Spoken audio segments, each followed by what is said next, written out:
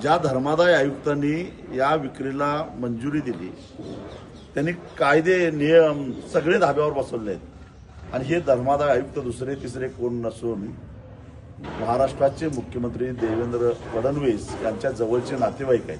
हा योगायोग नाही, लक्षात ठेवा। कारण ही काही गोखले ही जी काही कन्स्ट्रक्शन कंपनी आहे ही कंपनी सुद्धा केंद्रीय मंत्री मुरलीधर मोहोळ यांची भागीदारी असणारी ही कंपनी आहे। म्हणजे या विक्री व्यवहाराला मान्यता देणारे धर्मादाय आयुक्त महाराष्ट्राच्या मुख्यमंत्र्यांचे जवळचे नातेवाईक, खरेदी करणारी जी कंपनी आहे त्या कंपनीमध्ये केंद्रीय मंत्री भागीदार, अशा पद्धतीचा आहे।